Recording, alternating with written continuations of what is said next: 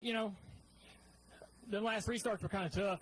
Being on the inside, on the front row, really ain't the catbird seat. The guys behind you can get good runs on you and put you 3 wide. And I was just really more in defense mode there. If I had a shot at Jimmy, by the time we got to 1, that was a bonus. But they could get around the outside pretty good. Greg got in there and got around us. The outside was pretty nice in 1 and 2 on restarts.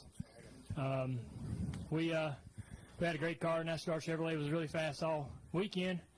And Jimmy beat us bad through turn 3. If he was stronger, that's where I thought he was stronger than the field. We actually gained a little bit back through 1 and 2, but he was just flying through turn 3 and down the front straightaway. And if you're going to be, good here, that's where you got to be good. We'll go back, try to work on our stuff, try to get a little bit better, and come back in a month or so and see what we can do. But pretty happy with the way we ran. Happy for Chase Elliott yesterday getting the win. That was exciting for him, I know. He's got a great future with HMS, and just looking forward to next week going to Michigan to the track we run pretty good at, so I'm hoping to have a good summer. Also joining us is our second-place finisher in today's Party in the Poconos 400, the driver of the number 16, 3M Ford, Greg Biffle. Greg, talk a little bit about your run out there today. It was definitely a struggle for us. We had 2 pit stops that weren't the greatest. We hung a lug nut, and we're struggling for track position all day. And like Junior said, turn 3 and 4 or 3 or whatever you want to call it, that was our worst corner. We were really, really good in 1 and 2 and really good in the tunnel, which it's been many, many years since I've been that good across the tunnel. But I was terrible in 3 and 4. So anything I would gain in those 2 corners, I'd lose back all the way down the front, and then I couldn't get beside him to pass him in 1 and 2. So I could kind of maintain my own, but like Junior said, 48 was super fast. I felt like I was as good as a 48, close to him in 1 and 2 or 1 in the tunnel, but 3 and 4, he was really just driving away from everybody. So he's got something figured out over there, but it was a good day for us. Okay, we'll open up for questions here in the Media Center. Please raise your hand. We'll get a mic to you. We'll start up front with Lee. Hey, Spencer, Fox Sports. Greg, you said in one of your interviews that you guys felt like you came back, but you're not quite there. You're still a few weeks away from where you really want to be as far as performance goes. Yeah, I mean, we had some good restarts, and we were lucky with the lane choices, and my car ran pretty good on restarts. But, the 88 was faster than we were, clearly. 78 was faster than us. Most of the top 5 cars were probably a little faster than we were on sheer speed.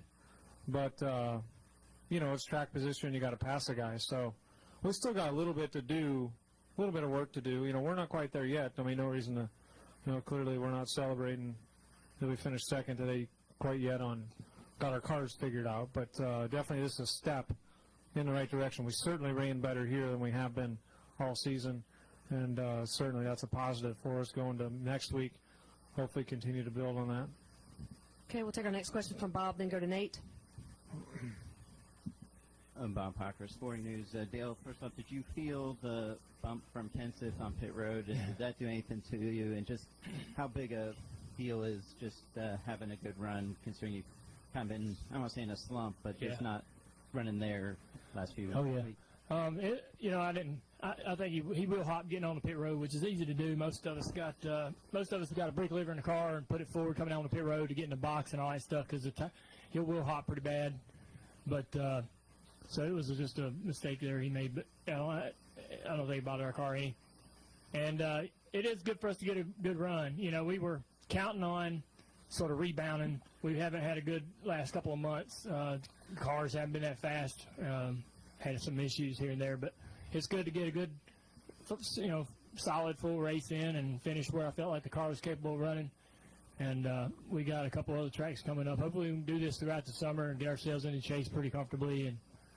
But we got, I feel the same way as Greg. We got a little work to do to get to where some of the other guys are, but we're pretty happy about today. Take our next question from Nate. Nate Ryan, USA Sports. I get Dale, kind of following up on that. You kind of just answered it, but last year you led a lot of laps here, and then you went and won Michigan. So similar situation this year. Does it feel reminiscent of that? And I guess what went right today, I guess, that hasn't gone right so much in other races this year for you? Well, the balance of the car, and the car had speed. Dover, we just didn't have speed, couldn't really take advantage of any opportunities that were given to us during the race. We just didn't have the car to do it. But we had good speed. We didn't have the winner of the race covered, but we had everybody from fifth on back covered. So when your car can run that well, you want to finish where it should finish. But and I think the repaves, we ran well here last year. We got a good package going to Pocono and going to Michigan, and hopefully going to Michigan. We got a good package. We'll see when we get there. But so far, it's been real similar to last year. We were strong here last year. Hey, got a question here to the left, and we'll go to Scott. Candace Smith drafting the circuits, Dale and Greg. But first, Dale, again about the repave. Was it different than last August? Well, obviously with the rain, or last June, and also what you expect for Michigan with, again, another year gone by since the repave. But also talk a little bit about Chevy dominance for this year and what Ford needs to do, what you both think about that. Yeah, I'm happy. I worried about going to the Gen 6 car and all the cars kind of being different.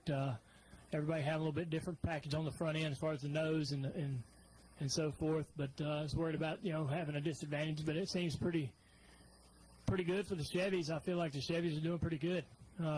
Couple teams got a little more engine, but that's more organization oriented than I think manufacturer oriented. But I felt like it really comes down to who's got the best handling car, to be honest with you. And Jimmy had the best handling car by far today. Greg, you want to answer that? Yeah, I mean, it's frustrating as a driver to not have the, what maybe the equipment or the downforce or whatever that the other guys do, but I don't work on them. I don't build them. All I do is drive them, and I wish our cars were as good as those guys' cars right now. But we keep working on them and every week and make them better. We're not going to give up. Okay, we'll take our next question right here, Scott. Scott Walsh from the Scranton Times-Tribune. For Dale, and maybe Greg, you could even comment on this too. Jimmy obviously faced a little bit of adversity last week. Dominant car, had the problem on the restart. What does it seem about him and that team that when they have faced adversity like that they seem to bounce back the following week and come back with a dominant performance?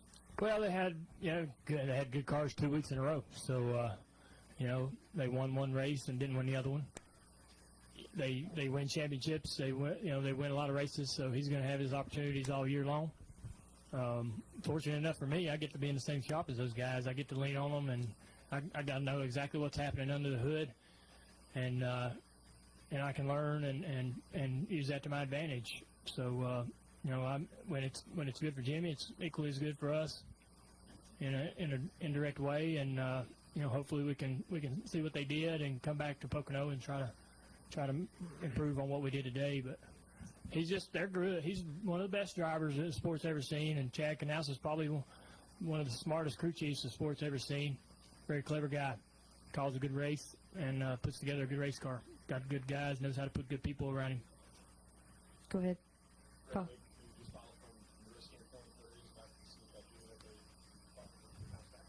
Yeah, I mean, I don't think it's particularly. I don't know if you're saying it's him or not, but clearly they got the best cars right now in the garage, and so it wouldn't have mattered last week whether he got black flagged on the restart or not, or won it. They're going to come here and be fast, and they're going to show up next week in Michigan and be fast, And when you're on a roll, you're on a roll. And when you got good stuff, just because they jumped or whatever happened last week, that's not going to affect what they do this week. Got a question here to the left. Go ahead. Yeah, for both of you guys, you both ran here under the old track, and you had the new pave last year. What's your feeling now about the new track? I really like it. I think it actually widened out quite a bit from last year to this year. Other tracks that have been repaved haven't sort of advanced the aging process that quickly. So I think that this place is sitting in the catbird seat. 1 and 2 had plenty of room. We went through there and on restarts, and you saw the top and the bottom work well for several guys. We never, we had a little bit of a weep in the rain in turn 3. They might want to take a look at that before we come back, but that's probably, we had a lot of rain, so going to be hard to not have things like that crop up. But the surface, man, they did an awesome job, and I think it's really performing well. It's just going to get better and better and better. Greg, you want to touch on that? Yeah, I mean, they did probably one of the best jobs with what they had prior to it. The thing had a 3-foot jump getting into the tunnel turn or right in the middle of the tunnel, and this place was real bumpy and a lot of elevation changes, and they've done a tremendous job. It's really smooth, it's really fast, pretty fun to race on. I think the only thing they could have done to make it any better is make 3 and 4 a little bit of progressive banking, down there. If they would have added just a little slight bit of banking to it, so it wasn't a single lane down there. That'd be the only thing I think they could have done to this place to make it any better. Yeah, maybe in. Oh well, yeah. I can't quit. It's got 4 to me. It's got 6 to me. So maybe in about 4 years they can put the paving strip back up top, and there you go. We'll run through there side by side. But the only other thing I would change, and I say this in all seriousness, is the curb in the tunnel. I would make that similar to what Indy has, or something different. We can't even get near that thing, or it'll just destroy the splitter. And I don't know how the Indy cars are going to enjoy that.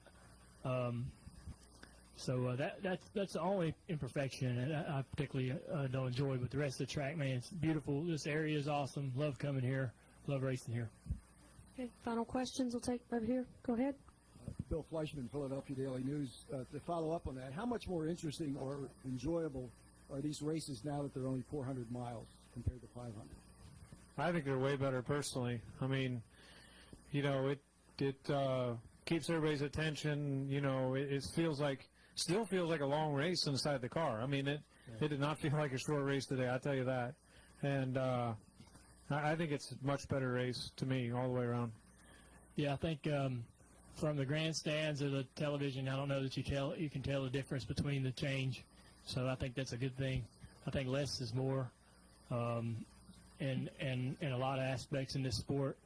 And I'm sure there's some drivers that'd like to have a few more laps, but it's 400 miles.